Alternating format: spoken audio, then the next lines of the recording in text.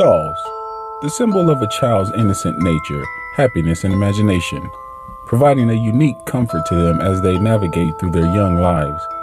There are, however, many others that have proven to be conduits for something much more sinister. Here are a few of my favorite dolls that I don't recommend you play with.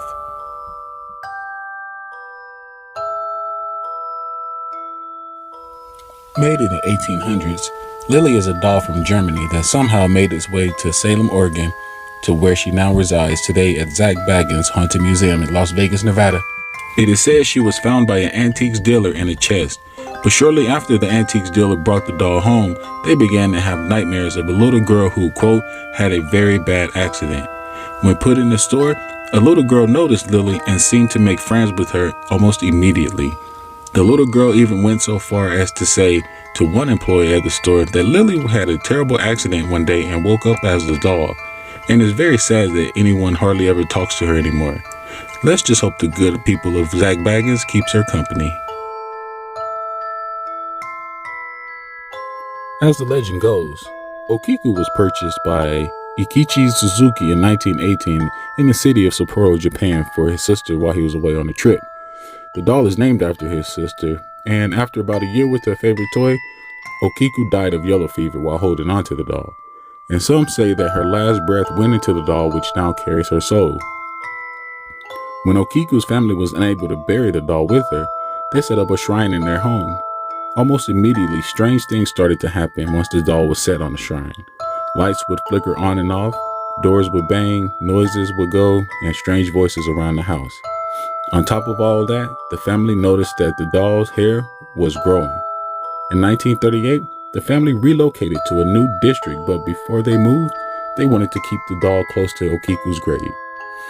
Believing her power comes from the proximity, they asked the local temple to take care of her, which the local temple kindly accepted, and verified some of the strange claims, like the doll's hair does indeed grow. Robert is one of my favorite doll stories, one of the better known dolls on the list. His story is sure to make you think twice before accepting the doll as a gift. As it is told, Robert was given to a then young Eugene Otto. The boy and his new doll became the best of friends. As time would go on, things began to happen that Eugene would blame on the doll.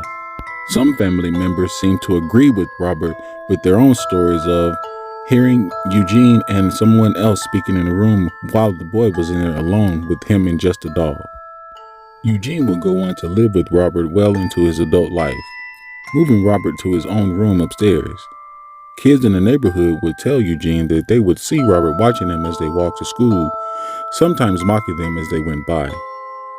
Eugene passed away in 1974, and Robert would go on to terrorize a new family, eventually finding his way to East Martello Fort, where he resides today.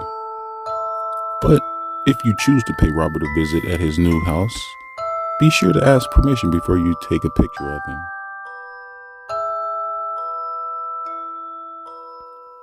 This doll was found by Carrie Walton of Brisbane, Queensland, in an abandoned house in 1972 in a city called Wagga Wagga, Australia.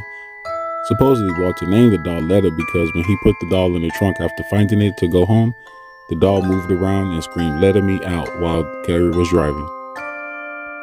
He eventually made it home with the doll, where Letta would be at the center of even more strangeness at his Queensland house.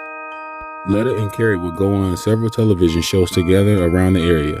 Here, Terry would claim many people have seen the doll move right in front of them, and children were especially terrified to have anything to do with Letta when they encountered her. Walton claims to have had the doll examined, and it is around 200 years old, made with real human hair, and supposedly the soul of a boy who drowned is inside it. Meet Mandy the doll. As one of the top stories in the 1999 issue of Supernatural Stories around British Columbia, Mandy the doll rose to instant stardom. Mandy is currently on display in the Queensnell and District Museum in Canada, where she was donated by an anonymous donor. The donor recounted stories of hearing loud baby cries from where the doll was kept, or how the doll would leave through windows only to return the next day. Once at the museum, employees immediately began reporting the stories of strangeness. Things would go missing and show up hours later next to Mandy. After a while, Mandy ended up having to be moved away from the other dolls because she was quote unquote jealous of the attention the other dolls would get, and occasionally would go into the room and break them. Some psychics think Mandy is inhabited by a spirit of a young girl, and that's why she's only harmed the dolls and not humans. Yet.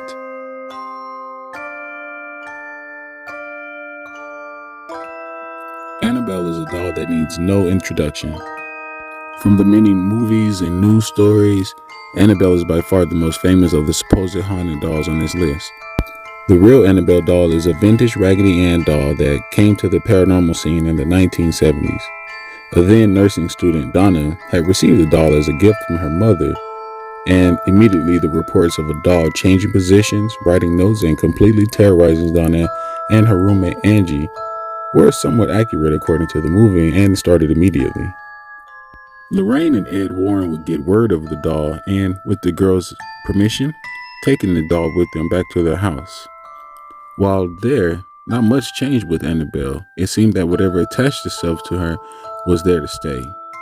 After Annabelle was thought to be responsible for the death of a young man who mocked her, the Warrens thought it was best to lock her up, where she remains behind a spellbound glass case at the New England Paranormal Research Center. According to the story of Joliet the doll, she was given to expectant mothers by jealous onlookers, in turn cursing the family who owns her, specifically the daughters and their unborn sons. When the daughters of the family would get pregnant with the boy, when the infant turned 3 days old, he would mysteriously and suddenly die. And it is believed the soul of the baby would get trapped inside the doll. As the doll would go from family to family, reports of infants dying suddenly and later baby cries coming from inside or around the doll started happening more frequently, all seemingly be connected with this one doll. One report goes all the way back to a woman who received the doll, and the doll was passed down all the way to her granddaughter, who is now pregnant with her second child and her first son. What will come of the child? Will he suffer the same fate as all the others? Trapped inside of a doll, lost for all time, waiting for an unsuspecting family, watching time go by. Thank you for listening. We'll catch you next week.